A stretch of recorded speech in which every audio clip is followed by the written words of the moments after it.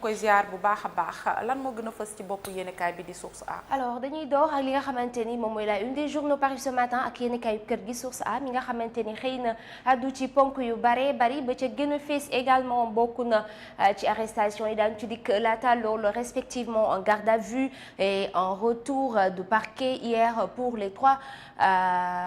pour le trio près de la prison voilà mu ne le crépuscule s'abat sur Bougane Cheikh Yérim Seck et Kader Dia yëglekaay bi di kat bu baax a baax ci li nga xamante ni moom mooy actualité jëm ci ay arrestation yoo xamante ni nemmeeku nañu ko yëglekaay bi nag nee na ñett ñi nga xamante ni ñoom ñoo di Bougane Gueye Dany Cheikh Yérim Seck ak Kader Dia jamono ji ña nga ca loxol yoon ñenn ña nekk en garde à vue ca des di dem ca retour de parquet en tout cas jamono ji métti na bu baax a baax ci ñoom ñi nga xamante ni saa si tembe teg nañu leen loxo toujours à la une du quotidien Source A mu dikkaat largement ci li nga xamante ni moom mooy enquête bien enquêteur ya ca division spéciale de cybersécurité c'est kon waxtaan ak Cheikh Yérim Seck confession yi nga xamante ni am na fa la mu wax enquêteur ya mu ngi ca xëtu yëglekaay bii di Source A bokk na ca moom amul woon benn intention pour yàq deru ki nga xam ne moom mooy le premier ministre Ousmane Sonko les propos de Cheikh Yérim Seck encore affichés à la une du quotidien Source A ba tey ci xëtu yëglekaay bi mu dikkaat ak ñun ci li nga xamante ni moom mooy l'actualité sportive ñaar li nga xam ne moom moo di Aliou Cissé mu mel ni ki démb depuis ministère des sports daal dinañu koy limogé arrêté contrat bi nga xamante ni amoon na ko alors que mi ngi doon wàcc yeneen yi activité sportive alors ba tey ci xëtu yëglekaay bi mu dikkaat ak ñun daal di ne gàcce ngaalaama Aliou Cissé fa dëgg neex yàlla jàmbaar macha allah yëglekaay bi dikkaat na ci li nga xamante ni indil na ko réewum Sénégal fexe ba nga xamante ni réewum Sénégal nekk na champion d'Afrique yëglekaay bi dikkaat na ci bilan bu mag a mag bi nga xamante ni alors moom El Tactico daal dina koy am ci bopp li nga xam ne moom mooy équipe nationale bu Sénégal mu daal di ne bu ñu xoolee ba xool nañu xam ne lu toll ci 103 matchs moom réalisé na ko lu toll ci 67 victoires moom Aliou Cissé daal dina koy am waaye lu toll ci 23 matchs nuls am na ko ak 13 défaites dafa mel ni lii ça peut se comprendre mën nañ ko nangu donc kenn mënul naa table liggéey bu am solo bi nga xamante ni moom El Tactico daal dina koy amal ci réewum Sénégal toujours à la une du quotidien Source A ma ngay dikkat bu baax a baax ci kàddu yi nga xamante ni Samuel Makhtar Ba nekkoon suñu invité seen dose matinale ni ki démb membre MONAMP dikkaat na bu baax a baax ci li nga xam ne moom mooy arrestation yi nga xam ne commencé nañu di ko nemmeeku ñenn ñi jàpp ne délit d'opinion la moom nag nee na arrestation yi dooragul des na nee na des na de ndax nee na réew mi ku fi lappi-lappi mbaa nga fi wax loo fi warta wax mbaa nga fi def loo fa warta def xamal ni daañu la teg loxo te daañu la enquête loolu la Samuel Ba daal di xam ne ci xëtu yëglekaay bi waaye nee na am na ay nit yoo xamante ne kenn mënu leen a teg loxo la ko waral moom mooy dañuy am ay privilèges de juridiction alors yaatal gi dañ ciy ànd ak Omar Ndiaye mu dikk ak ñun faram fàcceel ñu li gën a fees à la une du quotidien Source A paru ce matin. xam naa ni fa laay tàmbalee par rapport ak Samuel notre très cher ami Samuel le boxeur quoi. xeex na dem ci plateau bi. ma ne ko xami Samuel kay démb yëngal na plateau bi quoi donc lu mu wax ñëwaat nga si mooy par rapport ak arrestation yi moom il nous prédit que en fait arrestation yi moom daanaka tàmbaleegul. parce que moom lu mu ko expliqué mooy privilège de juridiction parce que. Comme on le sait bon am na haute cour de justice et haute cour de justice ay députés notamment ñoom ñoo koy composé te léegi pour tey ji ñu mën a àtte ñi nga xam ne nii ñoom ñoo occupé woon yenn fonctions yi notamment les ministres il faut que en fait ñu installer haute cour de justice boobu donc il est revenu un peu sur aussi les arrestations yi nga xam ne nii jot na am moom il estime que en fait ces gens-là dañ leen a waroon jàpp même si ce sont des délits d'opinion moom Samuel Makhtar Ba en fait loolu la wax démb que l'autre information c'est par rapport à Aliou Cissé Aliou Cissé nga xam ne ni bon finalement ministère bi dañ décidé ni en fait Aliou Cissé du ñu maanaam prolonger lii nga xam ne moom mooy contrat am expliqué nit ñi en fait moom Aliou Cissé objectif yi nga xam ne nii dañ ko assigné woon moom atteindre ko comme notamment dernière Coupe d'Afrique bi jël Coupe d'Afrique bon te Coupe d'Afrique bi passé boo xoolee Sénégal moo ngi toog quart de finale Côte d'Ivoire moom moo ko dóor waxaat ni tamit moom Aliou Cissé beneen objectif bi moom mooy Coupe du Monde bi passé mu demoon quart de finale donc moom comme il n'a pas réussi li nga xam ne moom mooy objectif am finalement moom Aliou Cissé moo tax ñi maanaam Aliou Cissé waa ministère décidé ni en fait Aliou Cissé dañu war a rompre contrat am loolu nag xam naa ni après dinañ ci ñëw peut-être avec nos commentaires pour dire ce qu'on en pense, mais en tout cas Aliou Cissé comme on a eu à le dire c'est quelqu'un koo xam ne ni en fait lu mu jot a def ci équipe nationale kenn mësu ko fee def te kenn du ko fi mës a def sax ndax tey jii buñ nee Sénégal jël na première coupe d'Afrique c'est grâce à Aliou Cissé nga xam ne nii moom moo jël coupe d'Afrique indil ñu ko fii Sénégal ñu yàgg am ay coach yoo xam ne dañ doon jóge bitim réew te mënuñu woon en fait réussir loolu la ñu ñëw ci beneen information c'est par rapport à Cheikh Yérim Seck on est revenu un peu sur son audition au niveau de la division spéciale de la cybersécurité Cheikh Yérim Seck lu mu wax ci biir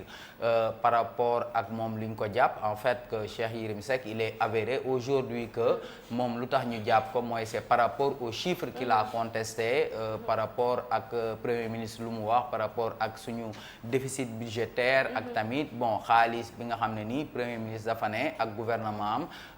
ancien régime bi da koo luubal moom nag Cheikh Yérim Seck ñu laaj ko moom si fan la teg maanaam tey jii di weddi yooyu les chiffres ci yan la ci sukkandiku moom Cheikh Yérim Seck tamit indi na ay argument am xam le ni en fait moom chiffre yu mu sukkandiku mooy chiffres yi nga xam ne nii les institutions de Bretton Woods ñoom ñoo ko joxe Banque mondiale FMI ba pare sukkandiku tamit ci ay yenn critères yoo xam ne nii parce que nee na gis na ni en fait Sénégal yàggul dara relevé woon na fi 35 milliards ci en fait marché de l'UEMOA te marché de l'UEMOA dañ ne bu fekkee ni en fait da nga am déficit boo xam ne ni toll na ci 10% amoo droit maanaam lever ay fonds ci marché communautaire bi en tout cas moom joxe na ay arguments am mais on dirait que ces arguments n'ont pas convaincu ñi nga xam ne nii ñoom ñooy les enquêteurs de la division spéciale de la cybersécurité moo tax bon ils ont décidé en fait de le placer en garde à vue sur instruction du procureur léegi nag Cheikh Yérim Seck il va être maanaam déféré incessamment au parquet l'autre chose c'est toujours dans la même logique mooy Bougane mooy l'autre là comment il s'appelle Kader bon ñoom tamit actuellement xam nga ni ñoo ngi ci ay retour de parquet léegi nag Bougane tamit lu ñu koy toppee c'est toujours lu ñuy toppee Cheikh Yérim Seck man maa ngi doon yaakaar ni sax peut-être Bougane gars yi lu ñu doon wax Kader lu ñu doon toppee Kader peut-être moom dañu yaakaar mais en fait Bougane li ñu koy toppee mooy tamit par rapport ak chiffres yi nga xam ne nii moo ngi ko doon contesté démb nag gis nga ko boo xoolee ci image yi mu dem indi ngandi saagam dem teg ay documents am waaye dafa mel ni documents yëpp lañ jël tegee ko fële en fait moom Bougane actuellement il est placé en garde à vue te boo moytul moom tamit Bougane dina fanaani prison tey wala suba donc Bougane comme ni nga ko waxee diffusion de fausses nouvelles maanaam ay xibaar yoo xam ne nii jàpp nañ ni du dëgg injure maanaam ay saaga ak diffamation maanaam yàq der donc ce sont entre autres les sujets yi nga xam ne nii ont été traités à la une de Source A. alors gars yi daw leen ngeen jënd seen journal Source A nee naa leen à bon prix la alors que di ngeen mën a am le maximum d'informations des exclusivités di ngeen ko am ci biir xëtu yëglekaay bi di Source A daw leen ci seen kiosque yi nu mu gën a gaawee alors Ben ñu jógee fa dem seet ci beneen quotidien l'info Walf Quotidien alors Ben jox ma benn yow it alors le quotidien Ben billaay du ma la may ci café arrestation et convocation tous azimuts d'opposants tir groupé sur le tandem Diomaye Sonko yëglekaay bi dikkaat na bu baax a baax ci li nga xam ne moom moo xew récemment jëm ci ay arrestation waaye également ci ay convocation yoo xamante ni ci kujje gi la ñu daal di bokkee l'info quotidien dikk na yaatal bu baax a baax naka la jàngatee actualité mu ne ATEL di alliance pour la transparence des élections législatives àdduna jëm ci lan la lu ni mel la mu xam ne moom moo di jamono ji jaay doole nag la ñu nemmee ko ci li nga xamante ni moom mooy tandem Diomaye Sonko nee na actuellement dañuy bañ putsch électoral waaye tamit li nga xamante ni moom mooy stratégie bi nga xamante ni ñoom daal dinañ koy jël nguur gu yees gi dafa mel ni rek bon wutewul dara ak li nga xam ne moom mooy nguur gi fi nekkoon ñoom nag loolu lañ daan xam ne ba tey takku wàllu Sénégal aussi ña ngay àddu ci xëtu yëglekaay bi di artu ñi nga xamante ne ñoom ñoo fi nekk mu ne ils sont en train de transférer notre système démocratique en un système autoritaire voilà noonu lañ ko bindee nee na fi mu nekk ni nag dañoo commencé di yàq li nga xamante ni moom mooy suñu système démocratique nar a jëm ci li nga xam ne moom mooy système autoritaire yëglekaay bi di fàttali rek ni réewum Sénégal donc dañoo am réewum teranga bu ñu xamee donc bu ñu fi am li nga xam ne moom moo di dictature. Seydi Gassama également se prononce à la une de ce quotidien ainsi que Moundiaye Cissé moom nag àdduna bu baax a baax jëm ci li nga xamante ni moom mooy arrestation yi nee na dakk wala gars yi ñu xoolaat bu baax a baax ni nga xam ne noonu la ñu cay demee toujours à la une du quotidien l'info quotidien mu daal di dikkaat ak ñun ci mbëkk mi daal di ne pirogue avec 30 candidats 3 personnes sous mandat de dépôt une dame arrêtée hier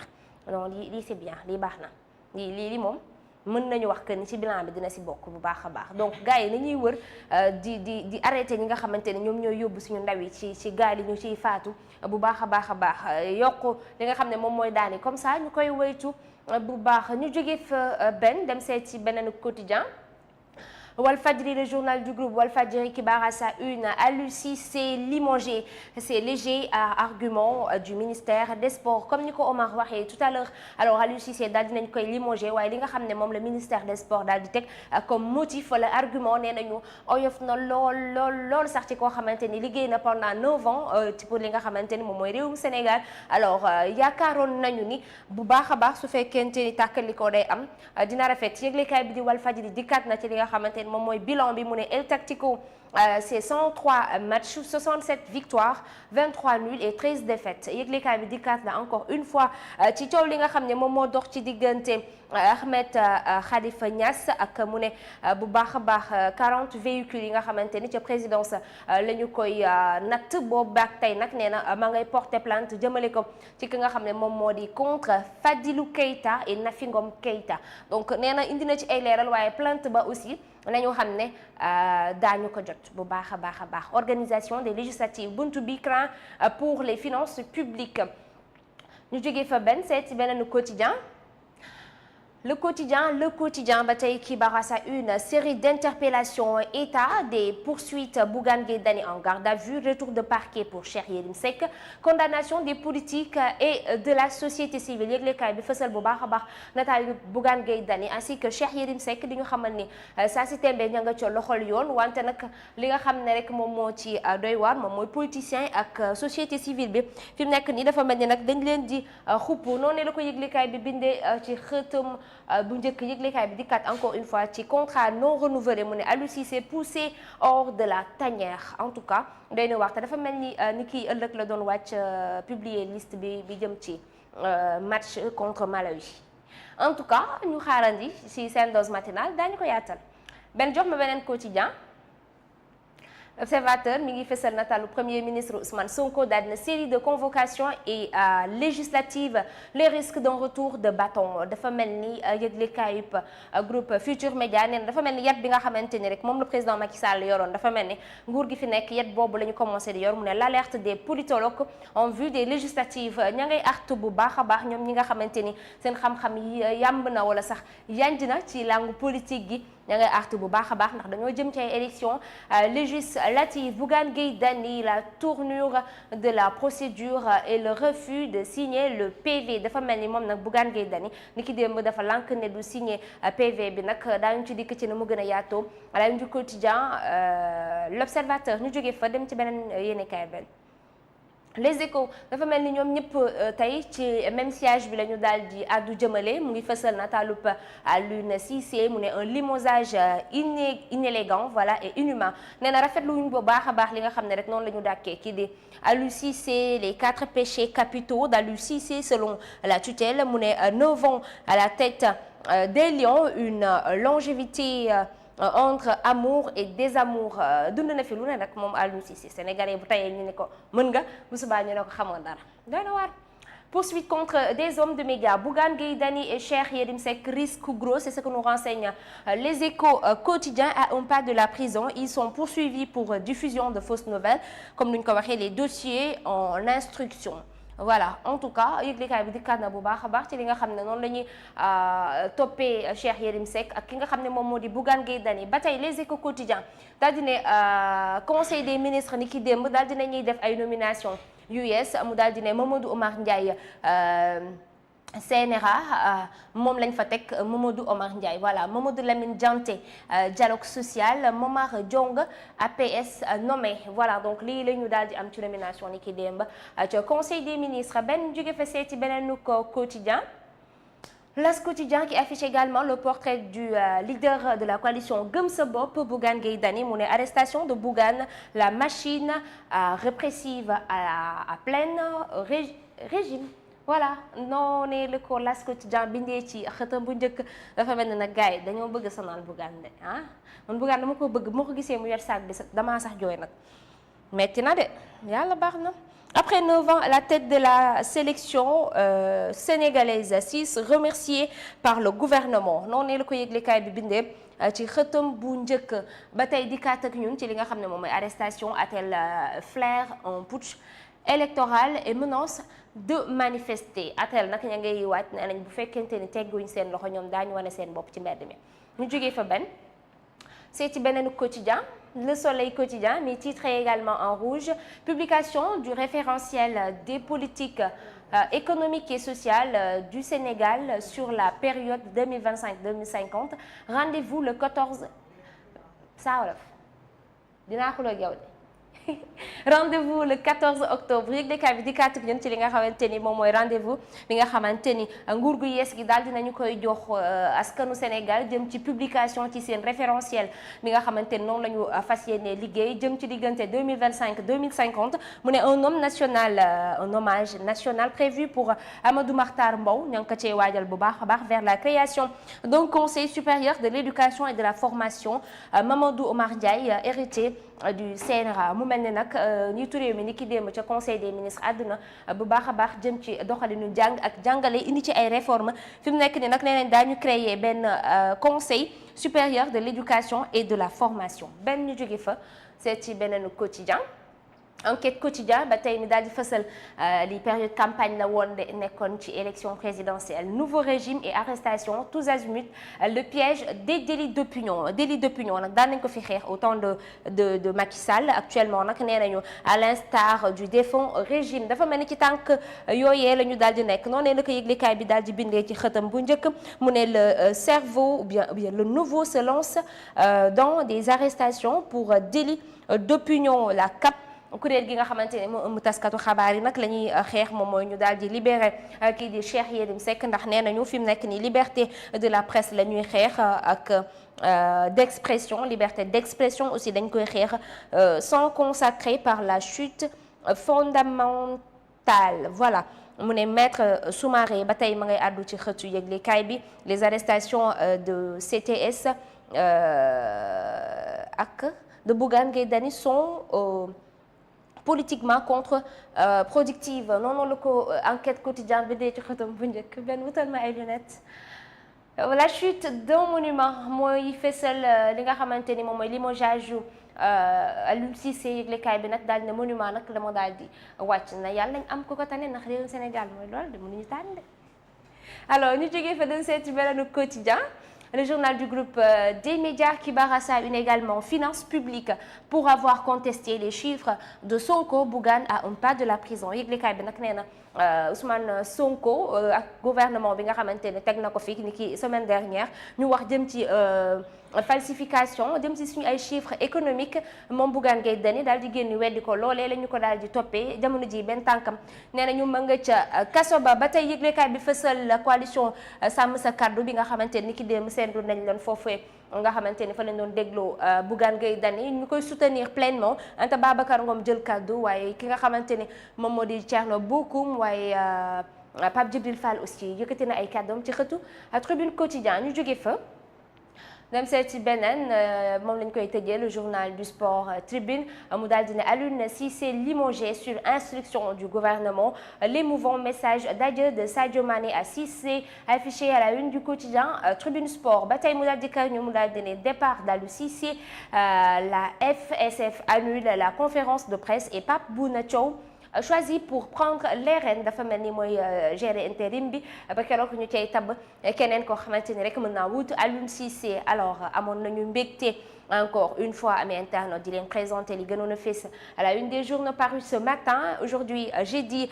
3 octobre 2024 dañuy souhaiter waale bonne rentrée ñi nga xamante ni ñoom ñooy les enseignants dafa mel ni tey dañuy ibbi école. On se donne rendez-vous dans un